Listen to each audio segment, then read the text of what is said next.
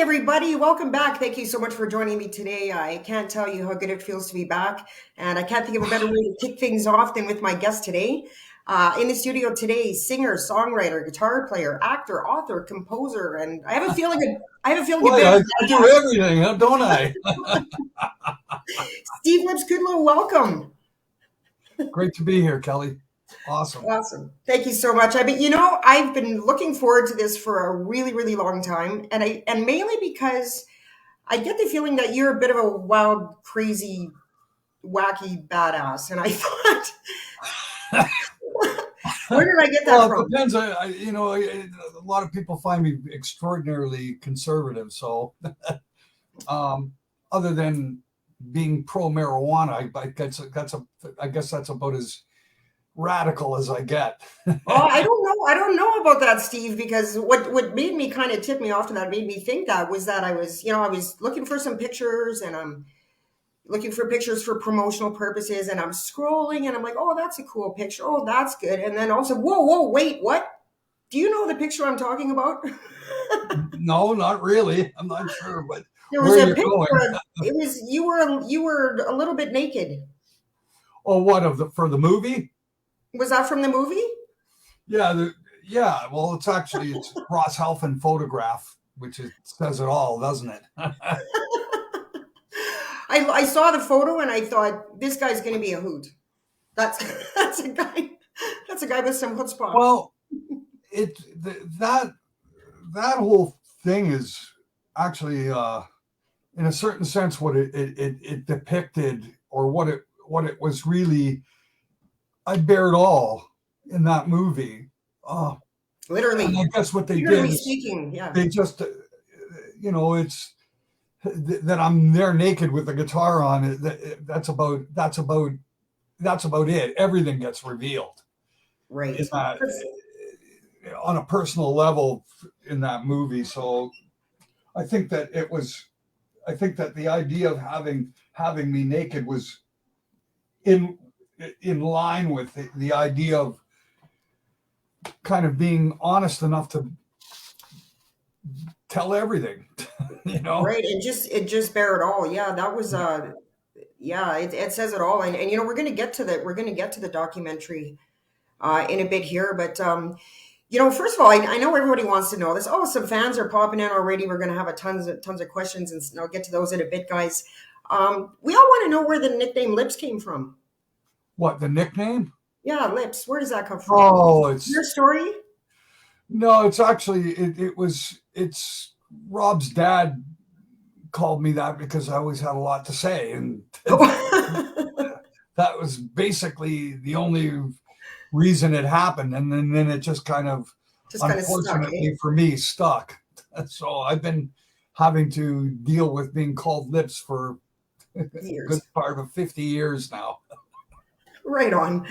Steve, so at age 14, I found this really interesting. And first of all, we want to give a big shout out to drummer Rob Reiner and bassist Chris Robertson. The Right? rest of ANVIL. Hey, No. guys.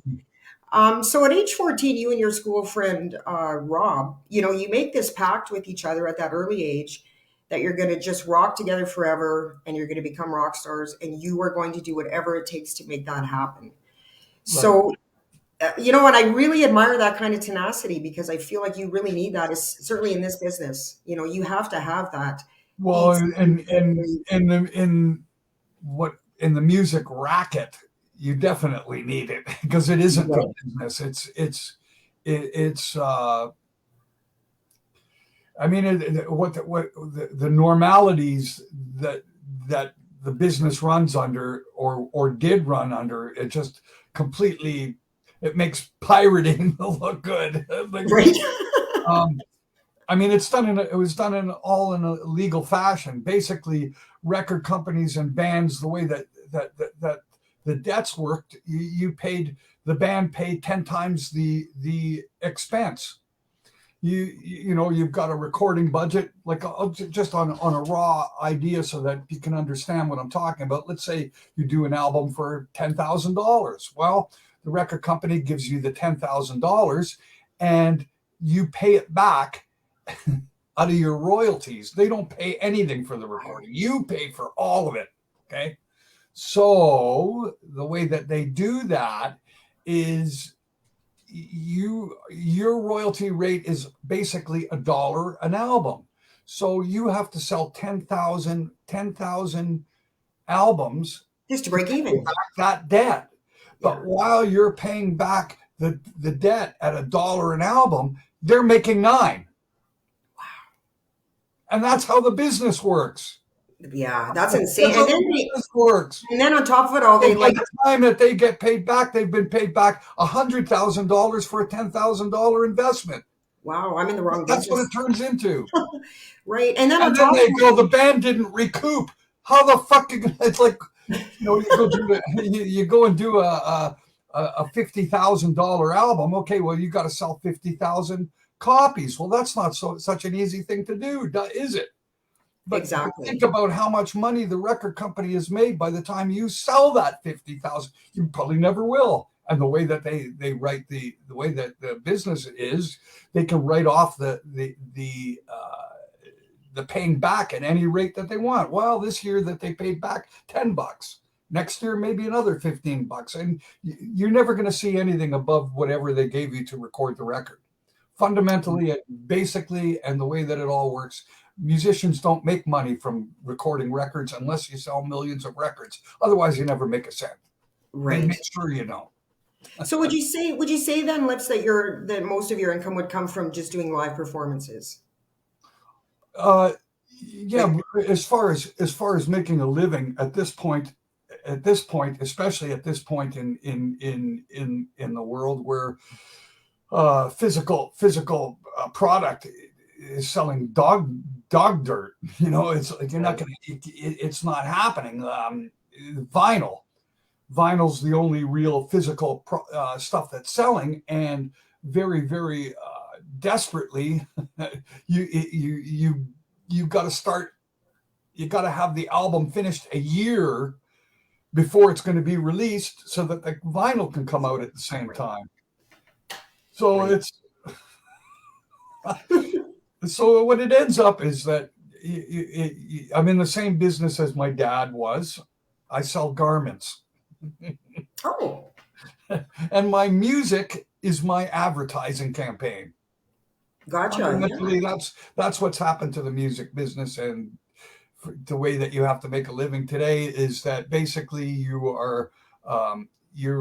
release records so that people will know that you're there, and hopefully know you're there, and a record company makes enough money from selling the vinyls to get their money back, and or that it's your money they're making, but they hold it all to pay the debt off for the recording costs.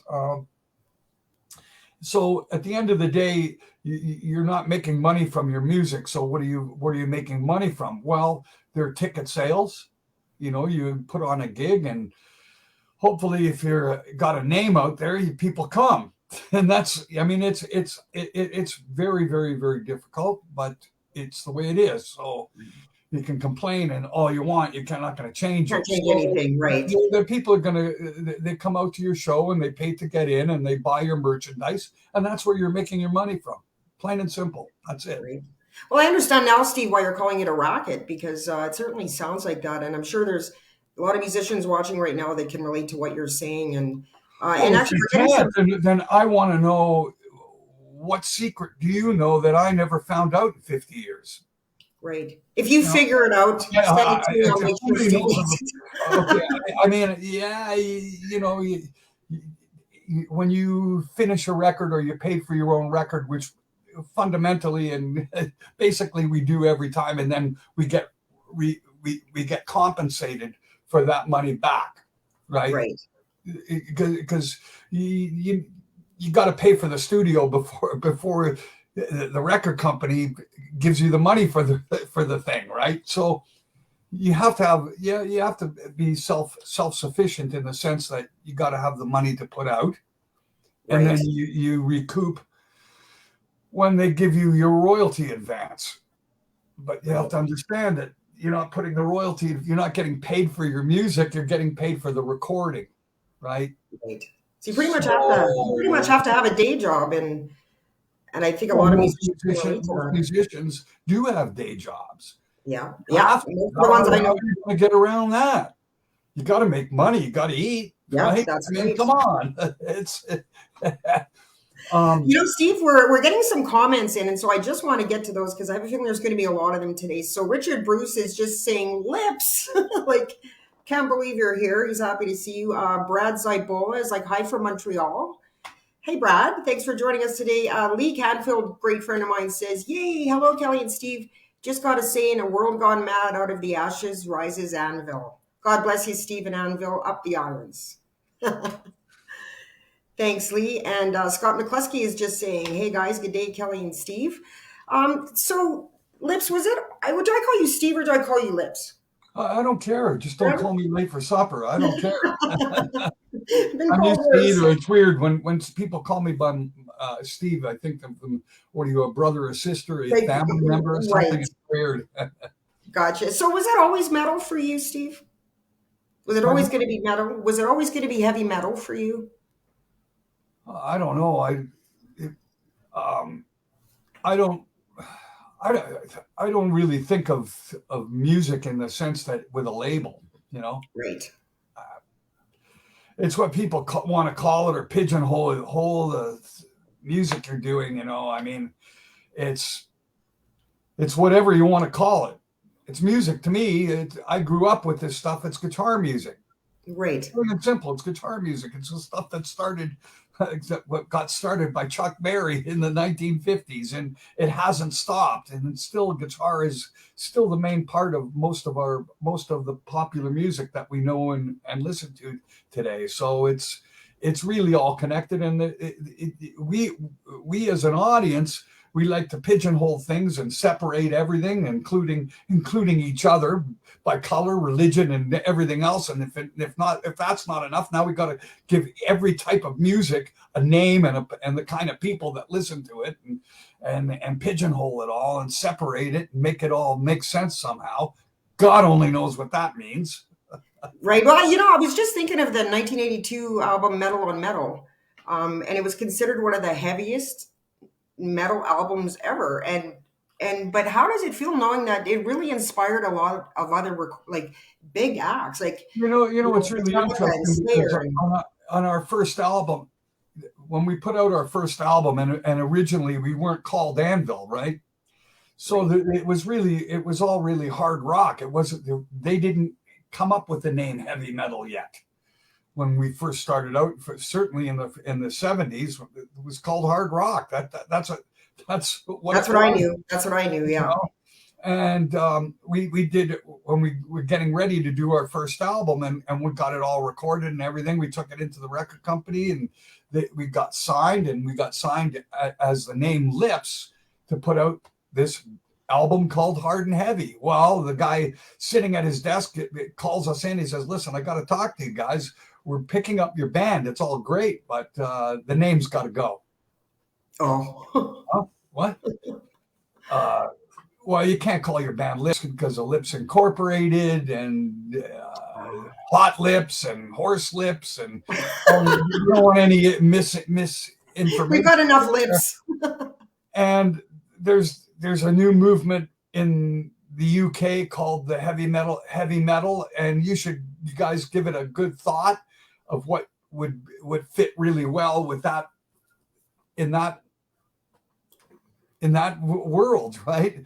So of course we went away. Well, okay, well they're calling it heavy metal, and the album's called Hard and Heavy. What about Anvil? And that's it. Yeah.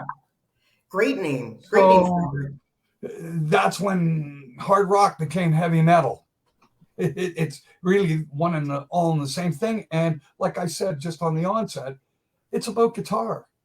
It has been all along. Right. It's not about I would trumpet. agree. And It's when not I about was younger, trombones. it was It's not about accordions. It's not about exactly. pianos. It's about guitar. That was the main center focus of rock and roll to begin with, and where the Beatles and writing your own songs and all that stuff. Because I mean, in the early in the late 50s, early 60s. They had hit factories and songwriters that wrote for single style rock stars like Elvis Presley, right? Never wrote a song in his life, but he had a hit factory putting out, telling him what to sing, how to sing it, where to sing it, and who to sing it for, and that away you go. That was the way the old business worked. And when Right. the Beatles came onto the scene, and that whole era, it was all about musicians writing their own songs, which was like, wow, Wow, when that's did new, that happen? hey? So, in your opinion, Steve, what makes great? Well, I'm not going to call it metal anymore. What Well, I makes mean, great? What makes it's great? just rock music. Fundamentally, it's guitar music or rock music. What makes it great? Like, in your opinion, what makes great hard rock music? And Good you already kind singing. of answered it And with the it's not guitar. just good guitar playing. It's good Yeah, singing. It's yeah, something that you can sing along to. Something that right, has a very powerful rhythm. So it's still musicality. It's still very important. And actually, I'm one that actually believes that if there is a breakthrough song, it always is. It never really goes away. right. You know, It has it that can longevity always be and brought up and back again, and it can always be redone again. And this is huge a huge part of the industry now is redoing old songs. Not right. to mention old movies. You know, Yeah. it's It's just it, rehashing. the way It's it just is. rehashing Yeah, instead of coming up with new ideas, right? And yeah. so Scott McCluskey wants to know, what is your favorite guitar and why? My favorite guitar. And why? Uh, my favorite guitars are usually Gibson guitars, but particular ones. You know, I use guitars that have full reach on the neck. Let me explain what Are you that going to means. show us one? Yeah. This is a Gibson Sg, and as you can see, this is the 22nd. This is the 22nd fret, and if you notice, look at my hand can get all the way to the top Look without at you go. any That's purty lips. without any problem. And if you look at the back, it has a very short joint, and it joins right at the. And these are my favorites. That's my favorite type of Gibson guitar, and it's just so that you can reach all the way to the top. There is, of course, flying V's are made like that. But only specific flying V's, the flying V's that were made in 1958, and that had that particular cut. I don't have one sitting here because they're at the rehearsal hall. Right. But there are a few guitars that come with a 22nd fret joint. Um, those are my favorites. And to be real honest with you, it doesn't really make any difference on the shape as much as that neck joint is extremely important to me, because it's the way that the whole guitar feels, and where the neck is in all the position when you're playing. When a neck is placed like that in the body, the guitar has a certain the neck sticks out a certain length. Right. When Right. you go to the fifth fret, it is an A. You go to that same feeling when you go there. So if I happen to pick up a Gibson SG and play it with this style neck joint, it feels the same as my 1958 Flying V. It doesn't it you just it feels totally normal. If you don't look down, you don't even realize that you've changed guitars. Right. Well, there you go, Scott. There's a great answer. So Ryan Dick, who's a really good friend of mine, he's a drummer in this incredibly amazing heavy metal band. They are called the Tyrants of Chaos, and the recording artists. And Ryan says Rob Reiner is one of the most underrated drummers in Canada. Anvil kick ass. Tyrants of Chaos and Anvil tour. Ha ha. There you go, Ryan. Wouldn't that be something, eh? Steve Jensen is saying he's got one of the same guitars. Steve Jensen just wants to say hi. Nice name. I'm going to switch gears a little bit here, Steve. So I have a question for you, and actually, a few people wanted me to ask you this. So it's common knowledge that you were invited by Lemmy Kilmister to join Motorhead back in '82 after Fast Eddie left the band, and you declined. Was there ever any regret? You can't. It's not a matter of regret. You couldn't do it. You can't do it. I'm an anvil. Right. And you got to ask at a certain point why. There's your loyalty, right? Yeah. And it's more than just loyalty. It's like it's my own identity, right? You're giving up. It was a choice of giving up not only my own band, but to a certain degree my own identity, right? Right. I've got my own your family centered around me, and now I'm going to become someone's second banana. So right, and you have to also realize the timing of that. I'm in a contract up to my eyeballs. Right. I mean, I'm not going anywhere. You're not going anywhere. Changing bands, you can't. Right. So it's not a matter, and you can't regret it. How do I regret my life? Yeah, regret is definitely a wasted emotion. I would agree with you on that. So no, it doesn't make sense. It's not a question of regret. It's an opportunity that really never really existed because I couldn't do it. Right. It's certainly an honor, and for sure. Here we are talking about it some 45, 50 years later. So right. So there's that. It still means as much, for whether sure. I did it or not, doesn't it? Absolutely, it does. It still means the same thing, doesn't it? It means I was asked. I didn't. And it's That's not because I wasn't good enough. It's because I couldn't do it. That's, certainly a regret would be I wasn't good enough. I maybe had tried for harder. Sure. That's something to regret. But to regret the fact that I put out, 10 albums after that fact, it would be something to regret if I never had recorded or never made a living or never made a name for myself in the business. Then it would certainly be something to regret. But that's not the case at all. I made and quite honestly, the mutual respect between Lemmy and I was outstanding to the day he died. That was somebody who I considered a friend. And somebody that I had a very, very deep respect for in this insane business. And it's if I have a regret, it's the musicality part. It would have been great to hear what that would have sounded like. Right. On that level, that you can't buy that. You can't, no matter money can't buy that.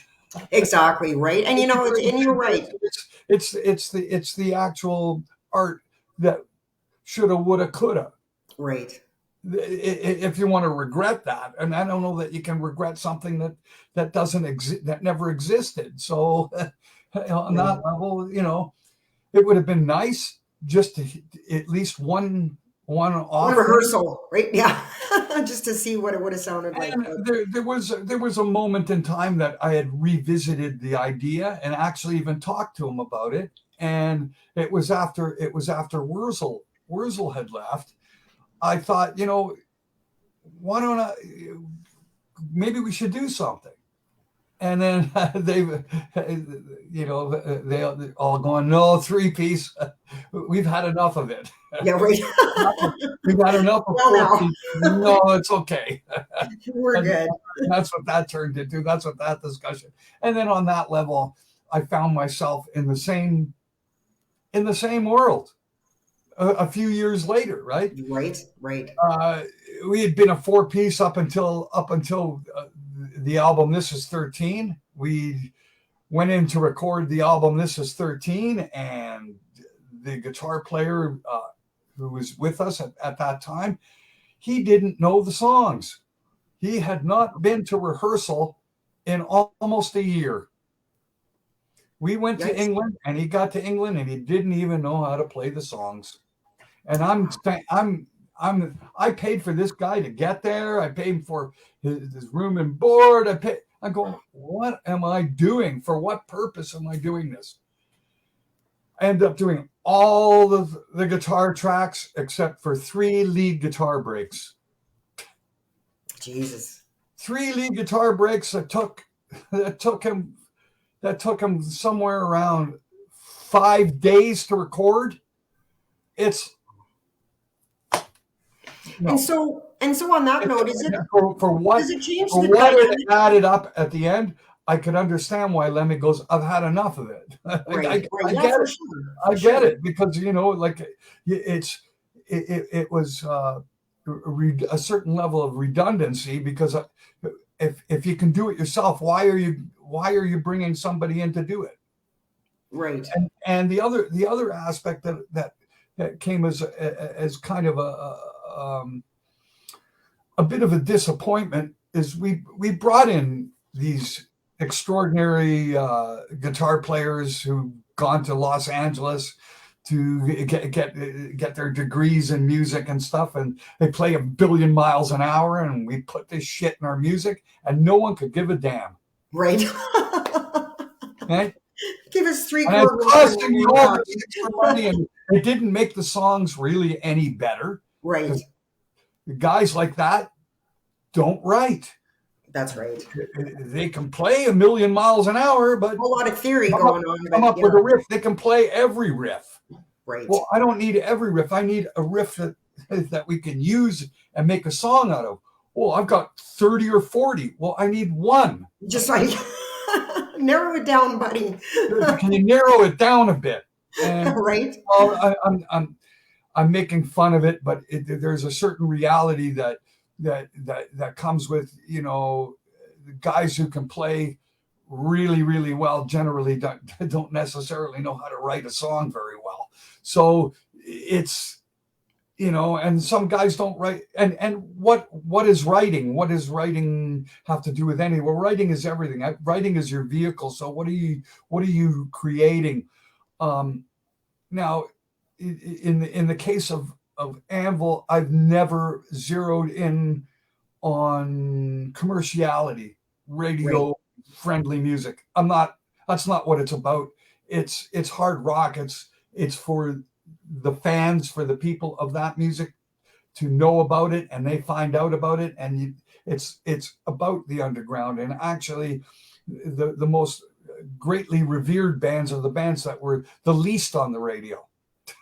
right, right. And I they just read sold millions of records anyway. Those are the favorite metal bands, and that's what you actually aspire, or what I've always aspired to be, is one of the bands that lasts virtually forever, making music for their fans and right, the not radio. not for the radio and not for a trend. That they're doing it because that's what they do. This is the thing. So, I mean, when we talk about songwriting, but the aspect of having this expected 2 guitar player stuff, when it really made no difference. And Motorhead tried that too, and they went 4-piece after being 3-piece, and it didn't really help or make much difference either. So they just went back to being a 3-piece like they were originally. And actually, I would have to say that they were better as a 3-piece at the end of the day too. So what do you need? Right, yeah, That's what it really comes down. What do you really need? It's right. not. When you got more than you need, then it's almost wasteful. Right. Sometimes basic is better. Like, sometimes less is more. I would agree with that 100%. And, Steve, I just want to shift gears here a little bit because I was really fascinated with the 2008 release of the highly theatrical documentary Anvil, the story of Anvil. The Times actually called that the greatest film yet made about rock and roll. And it won awards at the Sydney Film Festival, the Los Angeles Film Festival, the Galaxy International. And I think That was such an accurate representation of your story. I really feel that. I've seen parts of it, Well, and we're like, that was laying it on the table, my friend. Like that was naked.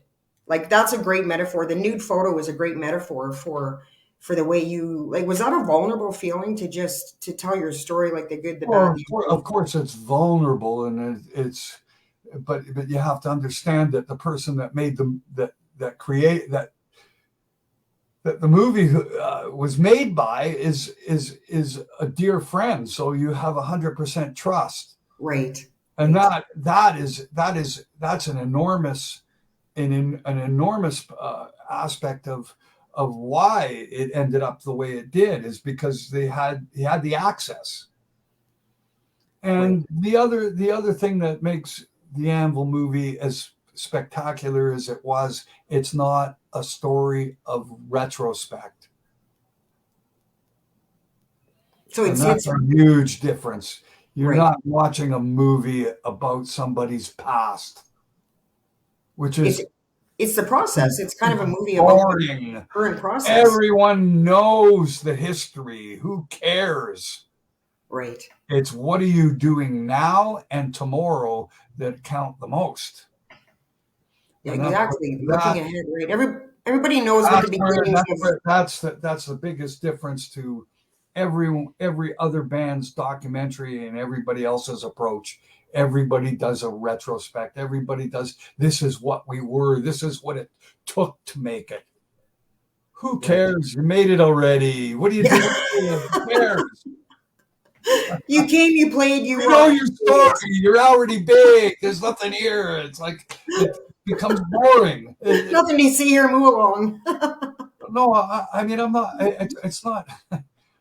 I I'm talking as a viewer, not even Right, right, as being in competition. What could be more boring than hearing information you already know?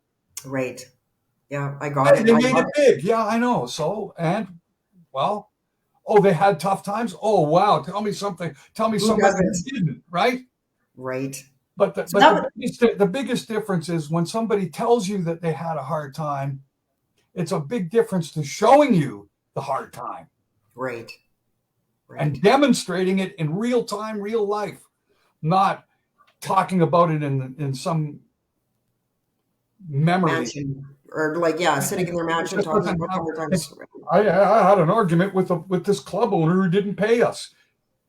It's not the same as I got my fist at the guy's face. I'm going to punch your lights out. You didn't pay. Right. That's got a lot more significant Former punch.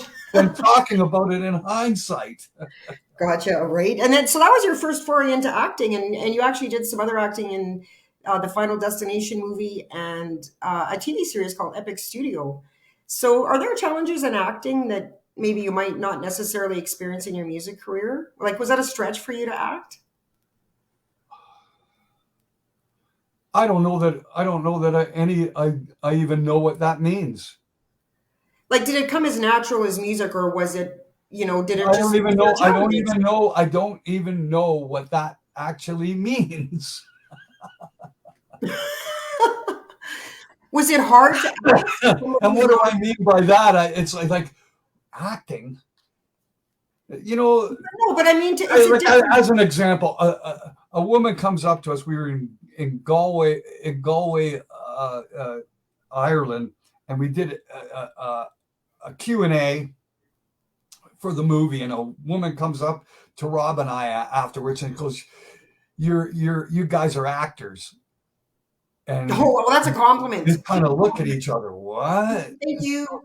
We're no, we're not. We're not actors. We're really musicians, and that's what we are. And we can prove who we really are. And she goes, "You're not really. Your real name," she says to Rob, "is not Rob Ryan." He goes, "Yes, it is." So he pulls out his His passport ID. and shows her the passport. She goes, "Oh, you actor types, you can get anything printed." Oh.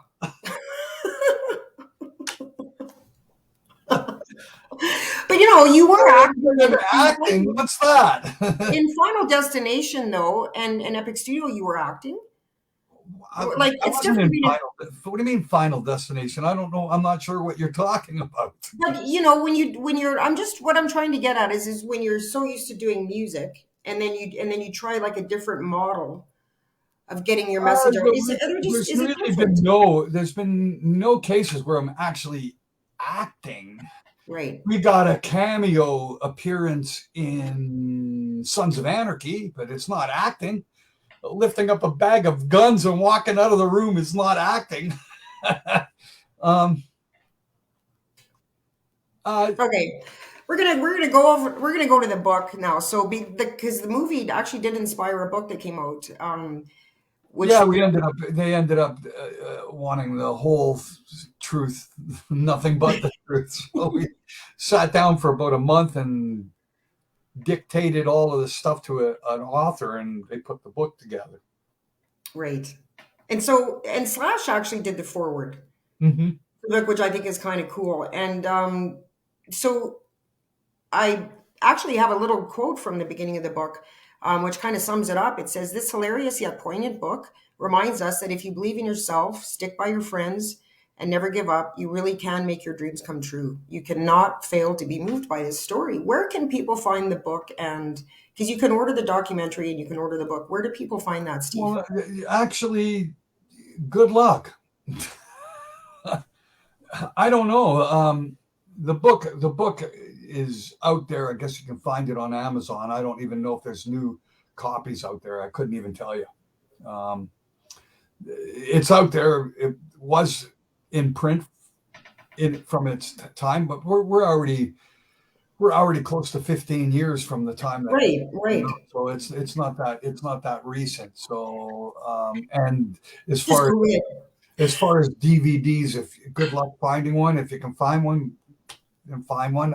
Keep it up. Right at this moment, you won't find the movie out there. I think it's actually on Sky TV in the UK, but other than that, I don't think it's really available. And Apple TV, I saw it. But yeah, you know, folks, if you want to check it out, Google it. There's always a way to find stuff on the internet, for sure. Yeah, it's like I'm saying that there's been a concerted effort to remove it because they've got some stuff. We'll see what happens later on this year. Possibly they're going to get back on Netflix or some other stuff. I don't really know. They usually bring in a calm before the storm. Right, Usually, when they pull the stuff, they're making space for it later. That's what I think that is going right. on. Because Gotcha. So, it was on Netflix about probably 2 years ago, and it was on there for about 2 years. oh, So nice, nice. so it's probably due to come back. So, but before they're going to have it come back, obviously Netflix is going to want a demand for it before they're going to bring it back. So I think that's part of why they clear the internet of the remnants so that they can make a demand. Right, right. Also, I so could be wrong though. You never no, know. that sounds about right, Steve. I think that, yeah, that sounds about right. So is it? So there is a new album coming out next May and a tour coming up. Is that correct? Yeah, well, it's really kind of fascinating. We put out the album, played 17 shows in January of 2020, and by March we were home. Oh wow! Back to the day we, job. we got 17 shows into a 60 date tour and had to come home because of the COVID thing. Oh, And we got home and I just started writing. So finished writing that, went in and recorded this last August and September in Germany. So that album is all finished nice. and will come out somewhere around April or May. And until then, You I've can't say already got anything. I've already got 5 new songs ready for the next album. So Oh, that's it terrific. just doesn't stop. It just doesn't stop. Right. So and I know that you wrote a song on there called Lockdown. Yeah, And that's right. right. And so was there something different about writing during the pandemic? Like, was it easier to access emotions in relation to writing a song like that? Uh, yeah, of course. Obviously, everything that you end up writing about is something in your recent world. Right, right, I guess that's the best way to describe it. And it enters your lyrics, whether you doing it on purpose or whether it's subconscious. One way or the other, your environment somehow leaks into your music, for sure, for sure. and that's part of what makes it uh, relevant for now. For right, You want bits and pieces of your time right now to enter your music so that it has the relevancy of the moment. So yeah, I mean, I ended up calling a song "Lockdown," and it's actually quite interesting because it's one of the more accessible songs on the album, and I wanted to actually my whole thought and it was the first lyric that I wrote for the bunch of songs that had existed, and I had actually had thought it might have been a good idea to actually record it live in the studio in lockdown, which was what oh, doesn't get much more authentic than that, hey? yeah, I really wanted to, but the circumstances said it's not really, it wouldn't have done the song justice. At Great. the end of the day, it doesn't really do the song justice because you're not really recording it properly. You're recording it live. It's not, you want to get good tones, you need to do a real recording. It's not, Right. you know, It would add cool nuances because of the drums in audio. a separate room from the guitars, and Yeah, it's you need. not live. Yeah, Like that's what the difference is. It's not that the song ends up being any arranged any differently. It's just it's sound quality the quality for sure. that gets the dirty end of the stick. Now the song came out absolutely awesome, and I was actually thought it would make a great lyric video and maybe the first video out from the And they album. said no, right? They gave you flack over Everybody is that. going, "You're out of your mind. You shouldn't have even written a song to begin with." And Oh, it just uh, music is so healing, and I don't know, man. I honestly, people with their opinions, people give opinions without information all day long. They haven't even heard the song and they're already saying this. It's like, okay, whatever. right. And I mean, Remember, my whole thing is remember, I advised this. right? Remember it. Let Okay. the record Later, show. when everybody goes, this is a great song and it should have been released as da da da da. Remember, it was not my choice to not do that. That's right, yeah. And so Gary Jones, a good friend of mine, is saying wonderful Canadian talent, eh, Kelly?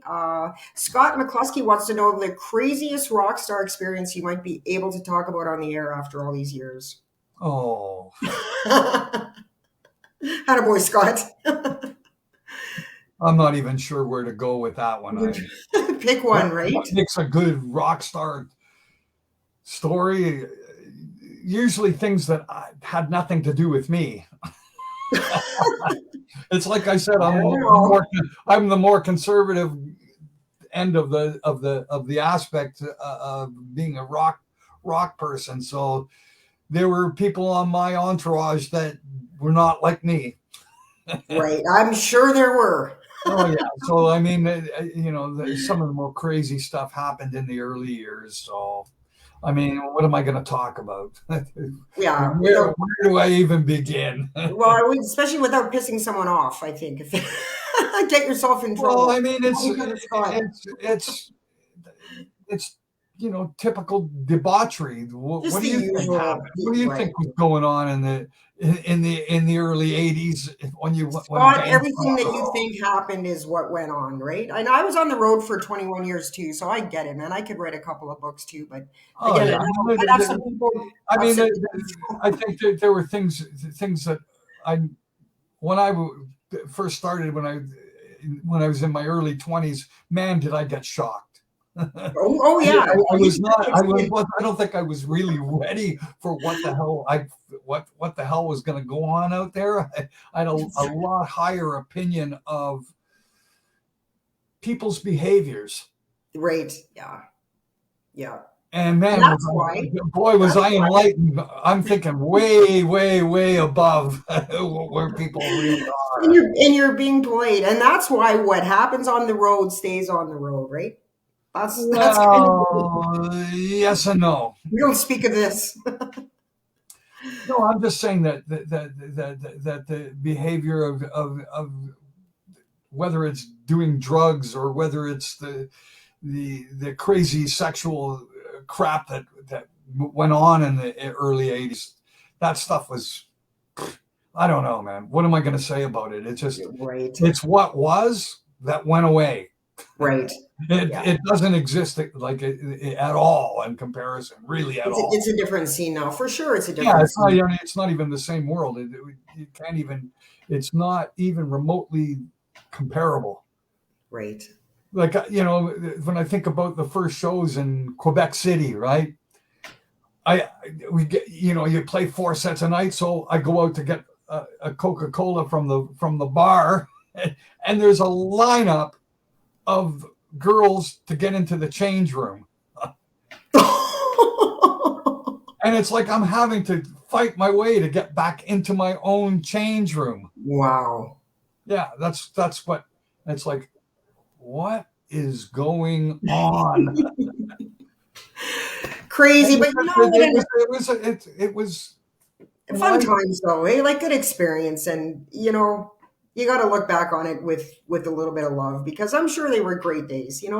Yeah, but I mean, I didn't. Everybody has a different motive. For sure.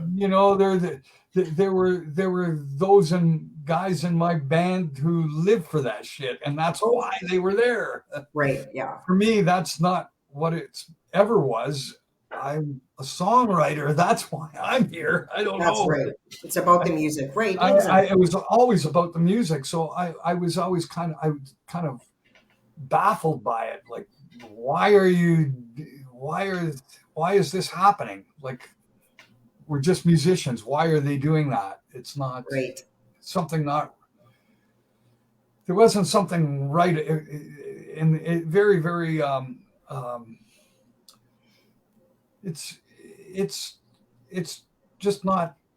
You could see why it was never going to last. That kind of thing.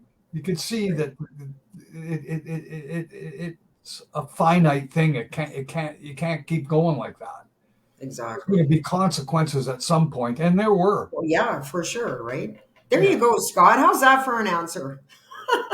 Shauna Lorraine, hi Shauna. Sean is saying that it's like therapy for the writer to write about, talk about writing the song Lockdown. Hi, thanks for joining us, Shauna. So we're going to close here in a bit, Steve. So what you got any plans for Christmas? Have I got plans for Yeah, Christmas? what does Christmas look like at your house? Are you just having a quiet one, or Oh, I don't know. I have no idea. See what the wife has planned. there you go. Right on. Well, Lips, we're going to take off here. I cannot thank you enough for joining us today. And, on behalf of all the metal fans or the hard rock fans or whatever you want to call them, we just want to thank you for your contribution to the music industry and wish you continued success and all things amazing. Thank you so much for being Yeah, here. thank you. Thank you for having me on. I hope what I said doesn't get me in trouble. I think you're good. I Oh, think you're good. blabbermouth will be all over the place. I must have said something I shouldn't have said. I don't know. You're good. We're good. No, no, seriously, thank you so much. Enjoy the Okay. rest of your day, Steve. Thank you. Hey, guys, thanks so much for joining in. It felt so good to be back with you again. And have a great week. We'll see you next Sunday with Rick Emmett of Triumph. Until then, take care, stay safe and sane. Okay. Bye-bye. Bye bye. Bye.